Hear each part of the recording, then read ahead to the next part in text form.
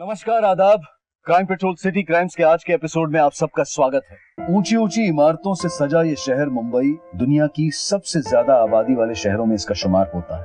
पर न जाने क्यों ये शहर महिलाओं के लिए हमेशा से बेहद सुरक्षित माना जाता रहा है, लेकिन कुछ हादसे हमारे भरोसे की बुनियाद हिला देते हैं। जिंदगी से बेतहाशा धड़के इन शहरों में आंखों के सामने से गुजरते दृश्य और अनजाने में सुने गए अल्फाज अपने अंदर न जाने क्या क्या रहस्य छिपाए रहते हैं। पर सच तो यह है कि बहुत कुछ होता रहता है इन भागते दौड़ते शहरों में, लेकिन पता तब चलता है जब घटनाएं अखबार की सुर्खियां बनकर आंखों में चुभने लगती। साल 2014 में मुंबई शहर में घटी चंद घटनाओं ने न सिर्फ मुंबई की बल्कि पूरे देश की नींद उड़ा दी थी। यह एक ऐसा हादसा था जिसने मुंबई की सेफ इमेज पर सवालिया निशान लगा दिया था। एक तरफ पैसा, पावर और आमची मुंबई पर गर्व करने वालों को शर्मिंदा किया था, तो वहीं दूसरी तरफ इंसानियत को भी कलंकित कर दिया था।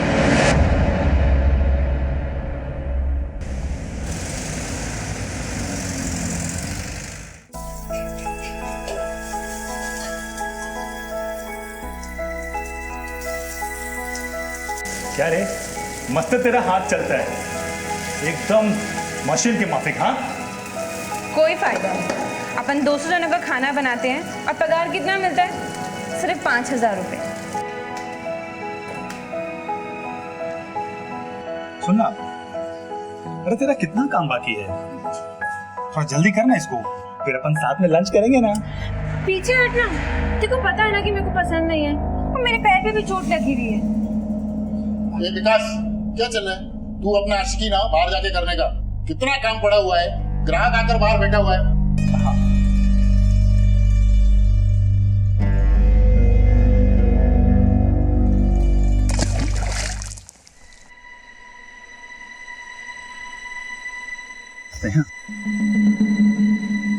वो मैं क्या बोल रहा था कि तू और मैं मैं और तू, हाँ बोलना। अपन के दिल में कुछ है तेरे लिए। हाँ तो फिर मेरे को क्या बोल रहे हैं? मेरी आई को बोलना। क्या? अरे तू पागल हो गई क्या? मैं तेरी आई को बोलूंगा आई लव यू।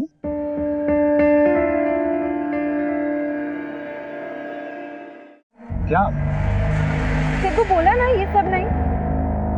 क्या तू भी स्नेहा, अरे बचपन से जानते हैं ना मेरे को,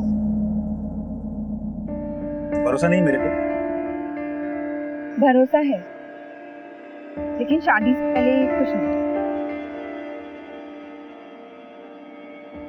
पहले तुम दोनों सेटल हो जाओ, फिर शादी। तूने मेरे को बोला था ना कि तो भी जॉब के लिए अप्लाई किया। हाँ, कंपनी में टेलीफोन ऑपरेटर का काम है और इसने भी एक नई कंपनी में ही अप्लाई किया हुआ है। तो अच्छी बात है ना, पर पहले काम धंधा जमा लो, थोड़ा पैसा जमा करो, फिर शादी के बारे में सोचो।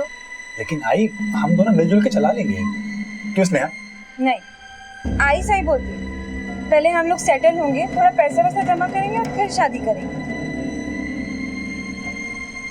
ठीक, मेरे तो माँ बाप है नहीं, आई जैसा बोलेगी वैसा ही कर। आई, अगर कभी मेरा इंटरव्यू पास हो गया ना तो सीधा कैटरिंग का काम बंद और नया काम चालू। फिर तो हम पैसे वैसे जोड़ेंगे ना।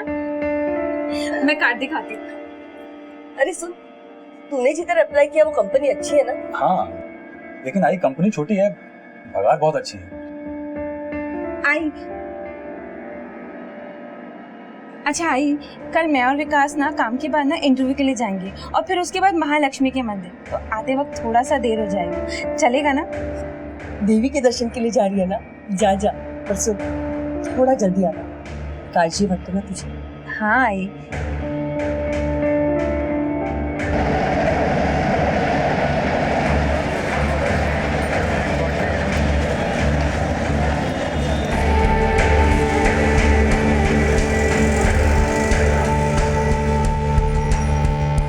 इंटरव्यू तो बहुत अच्छा हुआ है, बस ये नौकरी मिल जाए, इसलिए जाते जाते ना महालक्ष्मी के मंदिर जाएंगे और फिर तुरंत घर। आई ने बोला है जल्दी आ। हाँ पता है मुझे आई ने क्या बोला है। आई ने तेरे को बोला जल्दी घर जाने का, है ना? अरे 7वीं बार बोल रही है तू। आई को फिक्र होती है इसलिए बोल रही हूँ। मालूम है तेरे आई को फिक्र होती है। स्नेहा, मुझे लग रहा है ना स्टेट स्कूल के पुराने। तेरे को बोला था देख के चलने का। बहुत दर्द हो रहा है। घर चलते हैं, मंदिर कभी और आएंगे। हाँ हाँ ठीक ठीक, चल चल। अरे स्नेहा, नहीं चला जा रहा, स्टेशन बहुत दूर है, कोई शॉर्टकट नहीं है क्या? एक मिनट रुक जा। भाई साहब, ओ ये कोई शॉर्टकट है क्या? हाँ यही मिल बट्टी जाता है, आज मैं भी वहीं जा रहा हूँ। एक शॉर्टकट है, हम ऐसा निकलते हैं, चला जा। अच्छा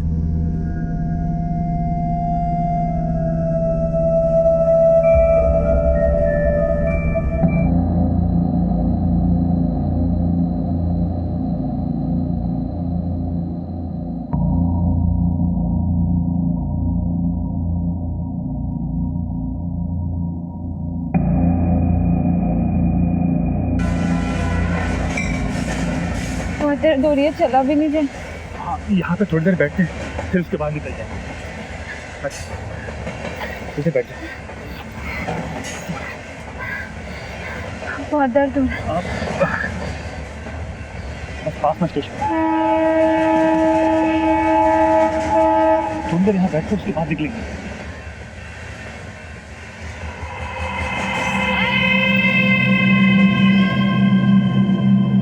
ये जगह बहुत सुनसान है विकास, हम लोग ना यहाँ से चलते हैं, चलो।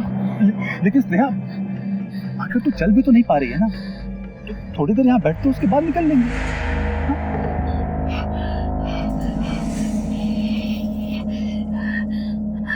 बहुत दर्द हो रहा है।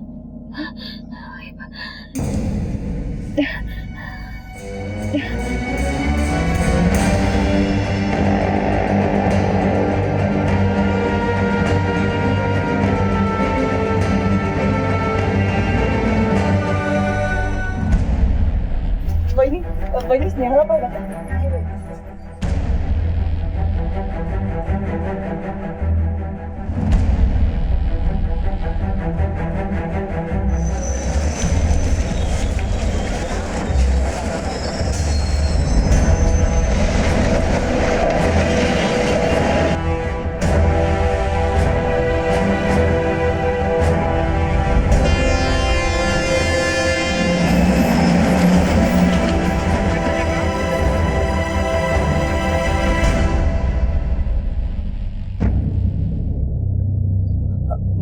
हेलो हेलो मैडम, मैं स्नेहा जोशी की माँ बात कर रही हूँ। वो कल आपके यहाँ पे इंटरव्यू के लिए आई थी ना?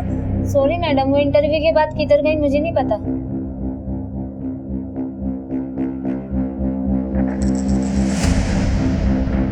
माधव जी, मैं स्नेहा की माँ बात कर रही हूँ। स्नेहा आई थी ना आपके पास कल? वो कल आई थी, लेकिन टाइम से थोड़ा जल्दी निकल गई थी, फिर कहाँ गई मुझे पता नहीं है।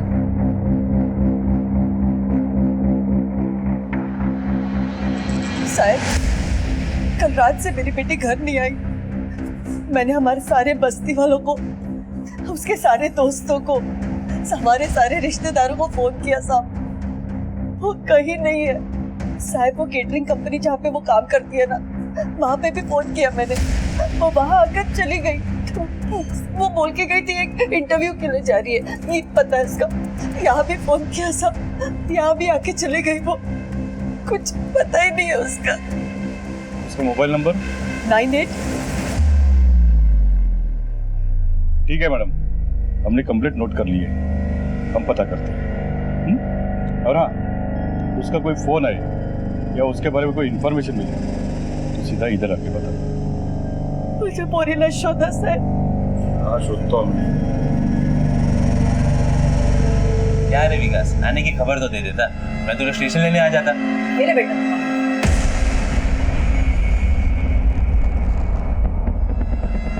और चाहिए? नहीं नहीं, वो दरअसल मैं जल्दी में निकला तो सोचा कि दोस्त के घर पे जाता हूँ। अच्छा किया यहाँ चले आए, लेकिन सामान किधर है तुम्हारा?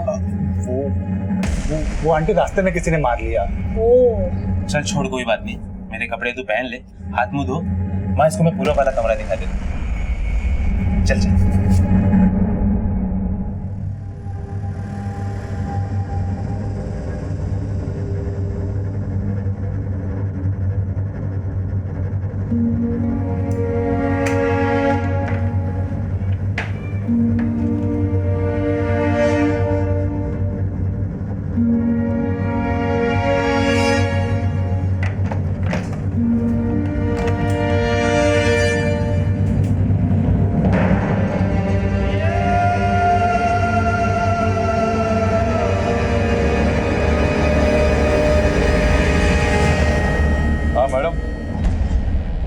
स्नेहा जो से जहाँ काम कर रही थी वहीं से बोल रहा हूँ।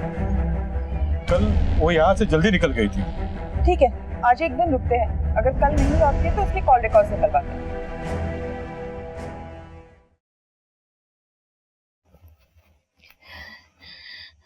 सुनना,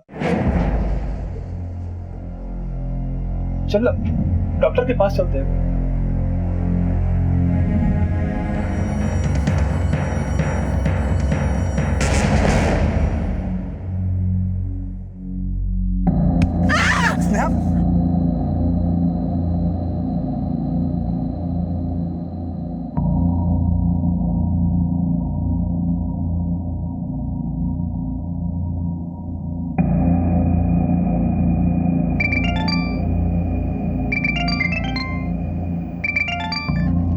स्नेहा, हेलो।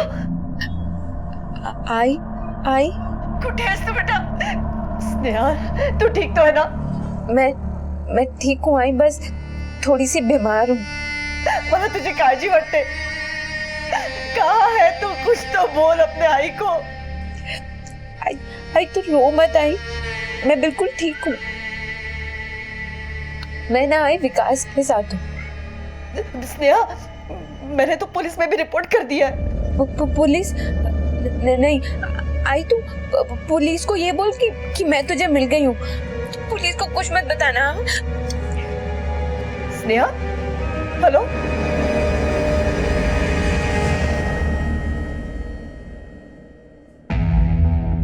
साहिब, अरे मैडम अभी तक आपकी बेटी का कोई पता नहीं चला। पता चलते ही आपको? नहीं साहब, वो मिल गई। मिल गई? किधर मिल गई? यही थी वो। ये आप ये केस प्लीज कैंसिल कर दीजिए। अरे मैडम ऐसे कैसे केस कैंसिल होगा? पहले आपकी लड़की को यहाँ थाने लेके आओ, पुलिस उसका बयान लेगी, उसके बाद केस कैंसिल होगा। ठीक है साहब।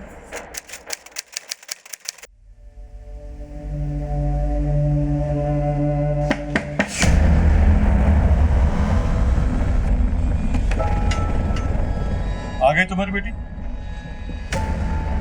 हाँ, वो काम पे गई है। अरे उसको बोलो एक बार आके थाने में शक्ल दिखा के जाए। बोलती हूँ उसको।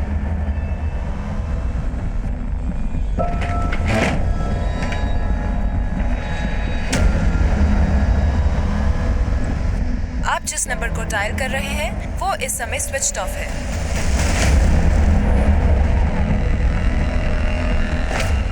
क्या इसका तू बेटा? अरे कहाँ हो तुम लोग? ठीक है हम आते। विकास, अरे ओ विकास, चल पुराने दोस्तों से मिल के आते। बस एक मिनट, मैं अभी आता हूँ। ठीक है।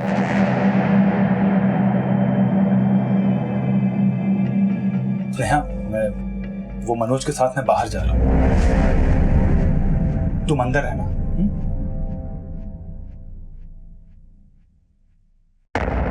किसके साथ बात कर रहे थे? बात? कौन है अंदर? कोई नहीं। मैंने अभी सुनी आवाज। एक मिनट, ये लड़की कौन है? ये लड़की कब से रह रही है? तू कैसे जानता है इसको? मनोज, वो दरअसल हम दोनों ने भाग की शादी की थी, तो क्या? इसलिए उसको यहाँ पे छुपा के रखा। अरे लेकिन आंटी, मैं सब समझाता हूँ आपको। आप आओ ना। एक तरफ स्नेहा की माँ गायत्री स्नेहा के इस तरह अचानक गायब हो जाने से परेशान थी, और वहीं दूसरी तरफ वो स्नेहा भी किसी दर्द से जूझ रही थी, और इधर पुलिस भी मिसिंग कंप्लेंट पर एक्शन लेते हुए परेशान थी, और विकास भी अपने दोस्त और उसकी माँ से कुछ छिपा रहा था। लेकिन अब गायत्री स्नेहा की मिसिंग कंप्लेंट वापस क्यों लेना चाहती थी? आखिर माँ बेटी के बीच में क्या बातचीत हुई थी? पुलिस ने स्नेहा के बारे में 4-5 बार पूछताछ की, लेकिन क्यों गायत्री हर बार बहाना बनाकर टालती रही? क्या स्नेहा वाकई किसी मुसीबत में थी, या फिर अपनी मुसीबत को छुपाकर वो किसी और बड़ी मुसीबत में फंसने वाली थी?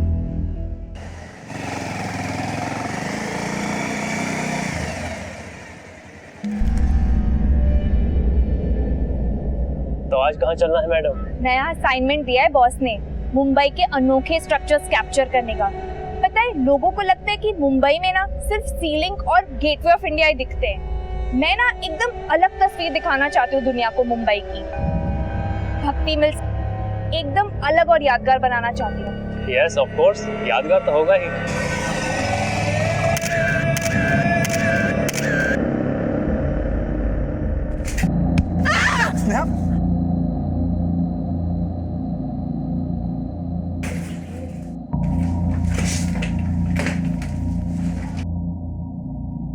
मुझे मुंबई जाना है। क्या? आई से बात हुई है मेरी।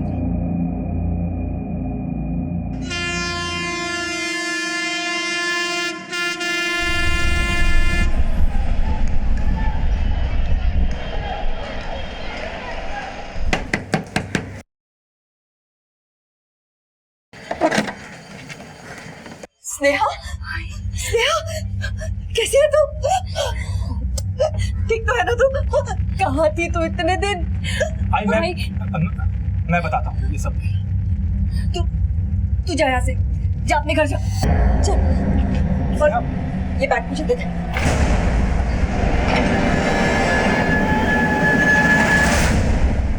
उस रोज जब हम महालक्ष्मी मंदिर जा रहे थे ना आई, तो रास्ते में मेरे पैर पे चोट लग गई थी। तो याद है ना, वो जो चोट लगी थी उसके टांगे फूल गए और बहुत खून निकलने लगा। तो हम लोगों ने प्लान कैंसिल कर दिया मंदिर जाने का, और हम लोग वापस घर आ रहे थे और मुझसे बिल्कुल भी नहीं चला जा रहा था। और हम लोगों ने सोचा कि हम लोग शॉर्टकट लेके घर जाते हैं। शॉर्टकट लेने के चक्कर में आई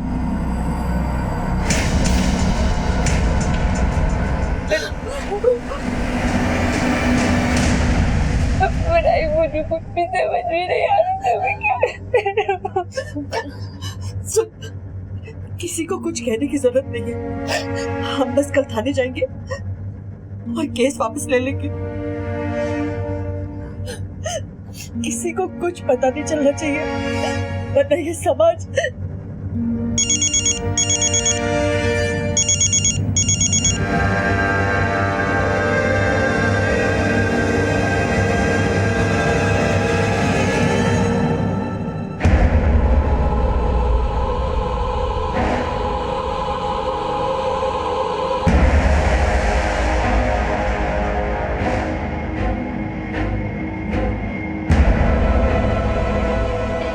ये है तुम्हारी बेटी। हो मैडम, वो केस वापस लेना था। अब तो ये आ गई ना। बेचारे केस फाइल्स दे दो।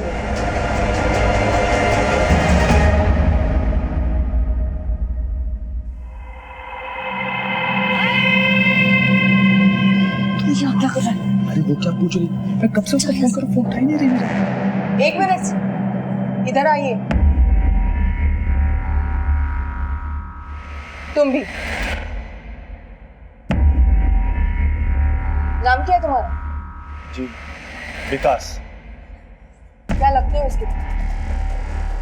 तो दोस्त है मेरी। सच बोल रहा है ये? अभी 1 महीने से कहाँ थी तुम? क्या हुआ था तुम्हारे साथ? देखो, यहाँ पर किसी से डरने की कोई जरूरत नहीं। कुछ भी तो नहीं। आप केस वापस लीजिए ना। 1 मिनट, मैं इससे बात करूं। क्या हुआ था तुम्हारे साथ? पिछले 1 महीने से तुम्हारी माँ तुम्हें ढूंढ रही है, हम तुम्हें ढूंढ रहे हैं। कहाँ थी तुम? किसी ने कुछ किया तुम्हारे साथ? मारा?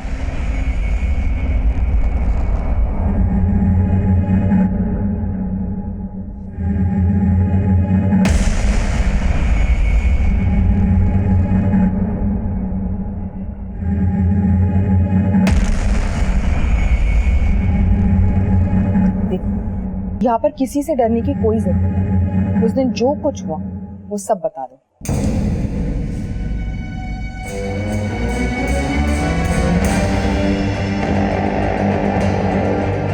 बोलो।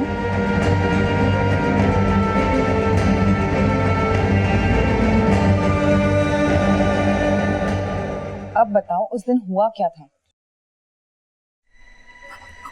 उस रोज जब हम लोग महालक्ष्मी मंदिर की तरफ जा रहे थे तो मेरे पैर में चोट लग गई थी और हम लोगों ने भक्ति मील वाले रास्ते से शॉर्टकट लिया रेलवे स्टेशन जाने के लिए।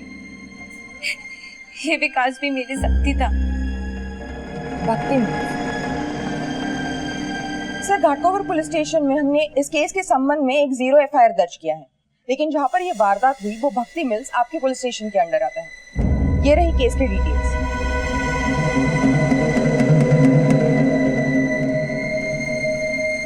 आप बताइए, आपके साथ क्या हुआ? मेरे मेरे पैर में बहुत दर्द हो रहा था, तो इसलिए मैं और विकास वहाँ पर थोड़ी देर आराम करने के लिए रुक गए थे। मैं ना ये रुमाल बांध देता हूँ, इससे तेरा खून बंद हो जाएगा। क्या हो रहा है भाई? तुम लोगों को मालूम नहीं है प्राइवेट इलाका? हाँ हाँ, वो मालूम है, ये प्राइवेट इलाका है। तो दरअसल हम लोग महालक्ष्मी स्टेशन जा रहे थे, तो अचानक इसके पैर में चोट लगी, तो थोड़ी देर बैठ गए थे। तो ऐसे कैसे रुक गए? हाँ, प्राइवेट एरिया ही है, बाप का बगीचा नहीं है। बाप पे मत समझा ना। ए, क्या करेंगे? हाँ, तू इधर लड़की के साथ आया ना, टाइम पास भी किया तो भाड़ा कौन देगा? हम लोग निकल रहे हैं, हम लोग निकल रहे हैं। विकास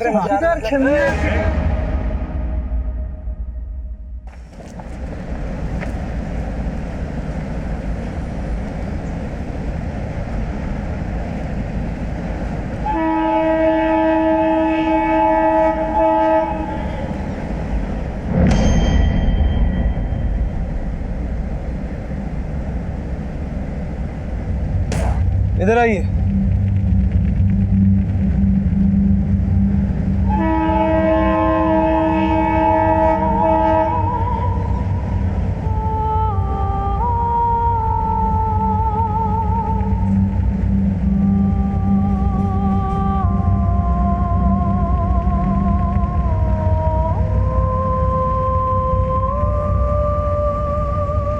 ये दुपट्टा आपका? दुपट्टा के फॉरेंसिक टेस्ट साठी पाठवू। मोहिते, अगर ये दुपट्टा अभी तक यही है तो हो सकता है कि इस केस से जुड़े हुए कई सारे सबूत हमें यहाँ मिल सकते। चारों तरफ अच्छे तरीके से छान मार। सर,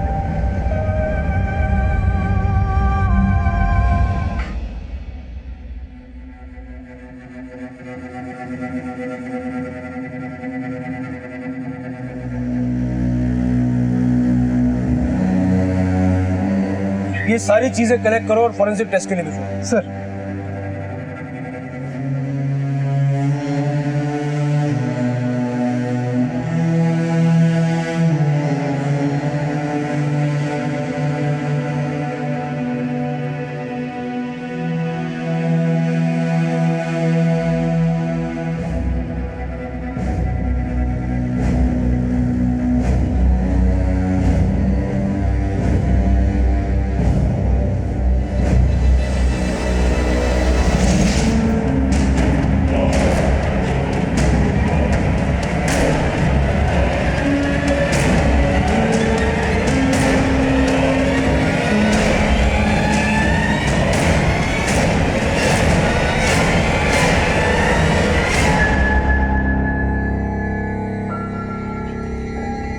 स्नेहा,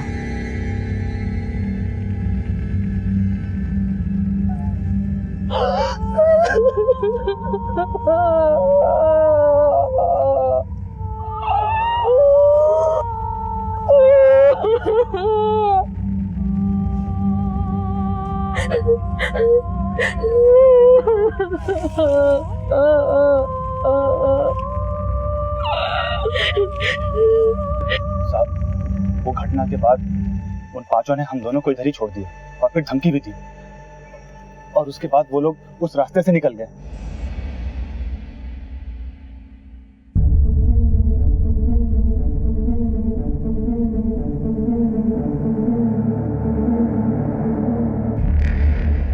सर, उन लड़कों का क्या करेंगे? आंख खींचेंगे। उन लड़के भक्ति मिल्स के आसपास के, अपने आदमियों को काम पे लगाओ। 22 तारीख को फोटो जर्नलिस्ट का केस भी आया था। हाँ सर। क्या कर रहे हो इधर? क्यों, क्या हुआ? वो केस क्राइम ब्रांच देख रही है। आई नो मोहिते, लेकिन एक ही जगह सिमिलर तरीका, सिमिलर वारदात।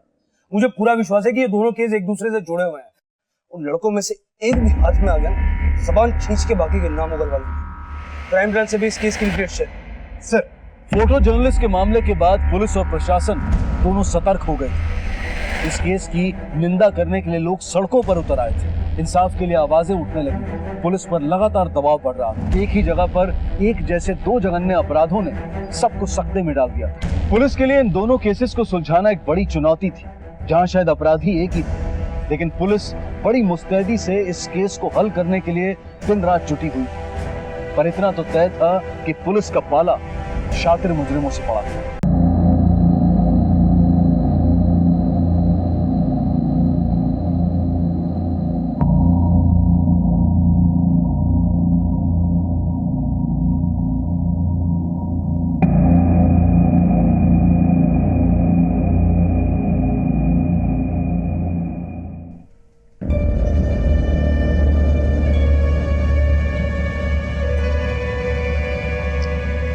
Please wait.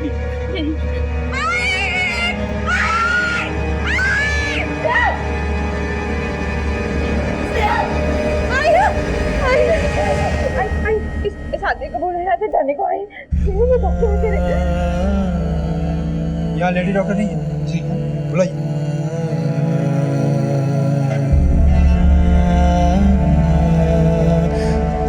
चल आओ आओ, कोई डरने की बात नहीं, आओ जी।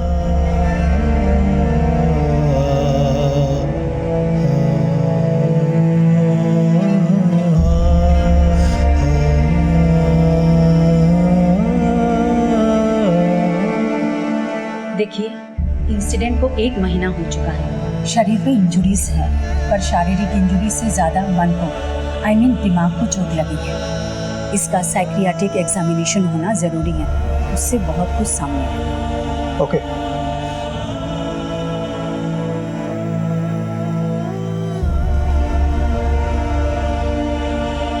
वो लोग जब मैं आंख बंद करती हूँ ना, सब मेरे आंखों के सामने हाथ। किसी अबला औरत की अस्मिता पर हमला करना हत्या से भी जघन्य अपराध है। ऐसी घटनाओं में मेडिकल एग्जामिनेशन घटना के 24 घंटों के अंदर हो जाना चाहिए, लेकिन स्नेहा के केस में ऐसा नहीं हुआ, जिसकी वजह से मेडिकल रिपोर्ट में गैंगरेप को साबित करने के कोई भी पुख्ता सबूत मौजूद नहीं थे। लेकिन शारीरिक दुष्कर्म का असर सिर्फ शरीर पर ही नहीं, बल्कि उससे कहीं ज्यादा औरत के दिल और दिमाग पर पड़ता है। अगर डॉक्टरी जुबान में कहें तो स्नेहा इस वक्त PTSD यानी कि पोस्ट ट्रॉमेटिक स्ट्रेस डिसऑर्डर से ग्रस्त है। ऐसे में इंसान हर पल अपने आप को लाचार, बेबस और हारा हुआ समझता है, डिप्रेसिव और हाइपर सेंसिटिव हो जाता है। साइकियाट्रिस्ट की टीम ने अपनी रिपोर्ट क्राइम ब्रांच को सौंप दी थी और क्राइम ब्रांच ने पूरी जिम्मेदारी के साथ इस मामले की बागडोर संभाल ली थी।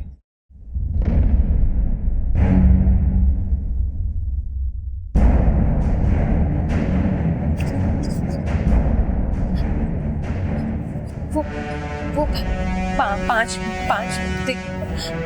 उनमें से 16-17 साल का लड़का था शायद।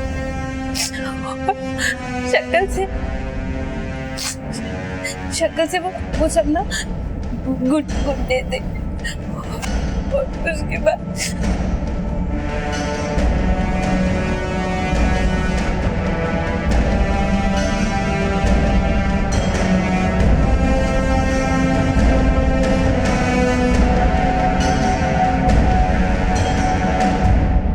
कैबिन को लेकर जाइए।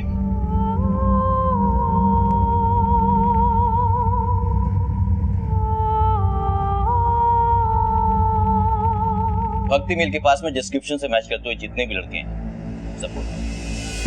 पीड़ित लड़की सिर्फ एक लड़के का स्केच बनवा पाई थी। पुलिस ने भक्ति मिल्स के 2 किलोमीटर के दायरे में तकरीबन 150 लड़कों को टटोला और उनकी दिन रात की कोशिश से उन्हें आखिर कामयाबी मिल ही गई।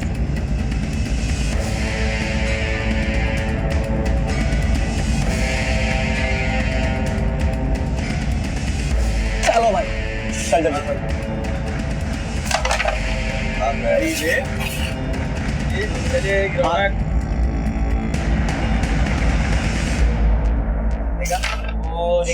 भाई भाई भाई एक कुछ काम है, मुझे कुछ काम याद आया। अभी आ जाऊंगा, दोबारा आ जाऊंगा।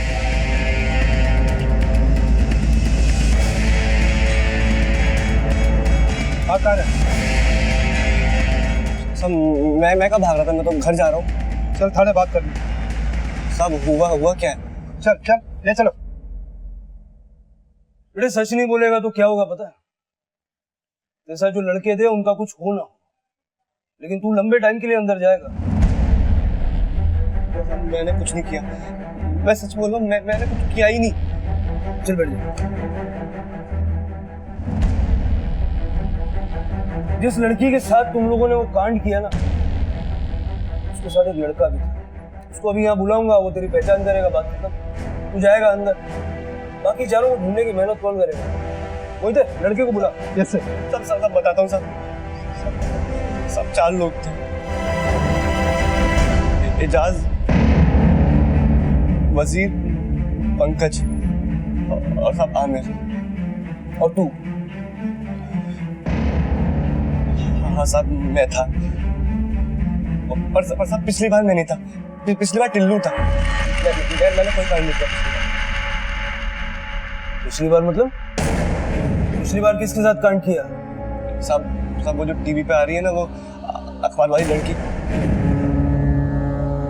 उसके साथ उन चारों ने कांड किया था। एजाज, वजीर, पंकज, आमिर और टिल्लू। मैं नहीं था, मैं पिछली बार नहीं था, मैं सिर्फ एक फोटो जर्नलिस्ट अपने ऑफिस के असाइनमेंट के संबंध में अपने एक मेल सहकर्मी के साथ इसी भक्ति मिल में गई थी और इसी तरह 5 लोगों ने, जिसमें एक नाबालिग भी शामिल था, उसके साथ बलात्कार किया। बाद में इस केस को लेकर मीडिया और लोगों में जबरदस्त जन आक्रोश हुआ और इस केस को सेनापति बापट मार्ग पुलिस से लेकर क्राइम ब्रांच को सौंप दिया गया।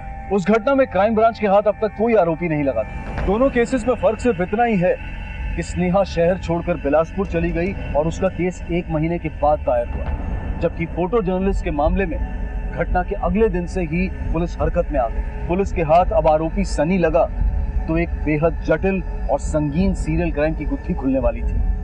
कल फोटो जर्नलिस्ट केस में इन्वॉल्व हमने एक लड़के को उठाया, जिसका नाम है टिल्लू। इसने वो सारे नाम बताए जो आपने बताए थे, वजीर, एजाज, आमिर, अलबत्ता इसने एक नया नाम बताया, पंकज। और ये पंकज जो है उस गैंग रेप में इन्वॉल्व है।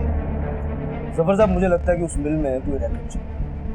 यू आर एब्सोल्युटली करेक्ट, ये एक रैकेट ही है। ये कमीने वहां घात लगा के बैठते हैं और आने जाने वाली लड़कियों का शिकार करते हैं। सर पूरा मीडिया और पब्लिक पुलिस के पीछे हाथ धो के पड़ी है इस वक्त। शरद, वो तुम देखते जाओ इन कमीनों के साथ हम क्या करते हैं।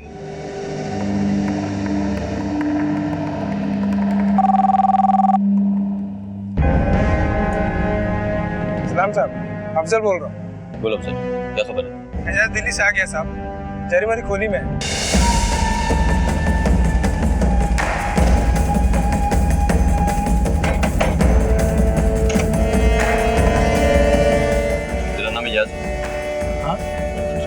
अरे क्या हुआ साहब? साहब अरे हाँ साहब, मैं मुमरा से बोल रहा हूँ। वो वजीर शेख है ना, जिसका टीवी पे न्यूज़ आया था, उसको मैंने देखा है उसकी खोली पे जाते हुए।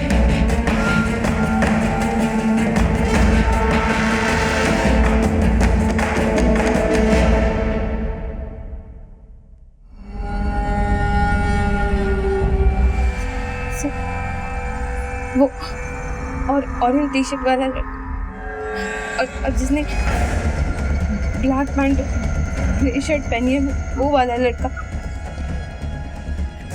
हाँ सर, वही दोनों है, बाकी इनमें से कोई नहीं है। सर ये दोनों फोटो जर्नलिस्ट वाले केस में भी इन्वॉल्व है। 3 मिलने अभी और बाकी है। उस रात बिलासपुर जाने के लिए विकास ने अपने मालिक से 1500 रुपए लिए थे। बिलासपुर में उसका दोस्त मनोज, उसकी मां सुमन, ये दोनों के बयान हमारे पास में है और ये दोनों बयान साबित करते हैं कि डर और बदनामी की वजह से ये दोनों मुंबई से बिलासपुर गए। जी सर। और हाँ, फोटो जर्नलिस्ट के केस को टीवी पे देखने के बाद और अपनी मां गायत्री के लगातार मुंबई आकर मिसिंग कंप्लेंट विड्रॉ करने के जिद से स्नेहा मुंबई आ गई और यहाँ आकर पीएसआई नम्रता के सामने उसने अपनी आपबीती सुनाई। सर गायनाकोलॉजिस्ट और साइकियाट्रिस्ट के बयान से भी इस अपराध की पुष्टि होती है। शायद हमारे पास में एक पुख्ता सबूत है, ये कॉल रिकॉर्ड। इन 5 के मोबाइल 31 जुलाई और 22 अगस्त दोनों वारदात के वक्त भक्ति मिल में एक्टिव थे।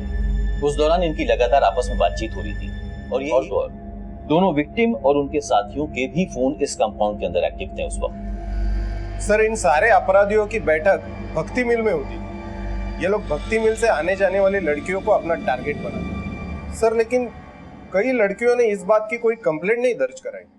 यही तो मुश्किल है शरद, ऐसे हालात में अक्सर लड़कियां डर जाती हैं। स्नेहा भी डर गई, लेकिन उसने अपने आप को संभाल लिया। जर्नलिस्ट ने हिम्मत की और रिजल्ट था। जिस हैवानियत और प्री प्लानिंग के साथ में जुर्म को अंजाम दिया गया है, ऐसे दरिंदों को तो सिर्फ सजा नहीं होनी चाहिए, इन्हें सूली पे लटका देनी चाहिए। हमारी तो पूरी तैयारी है और कोर्ट के फैसले पे हमें पूरा भरोसा है। दोनों ही बलात्कार के केसेस इंतहाई नाजुक थे। सभी अपराधियों को पकड़ना बहुत जरूरी था, क्योंकि न जाने और कितनी जिंदगियां खतरे में थी।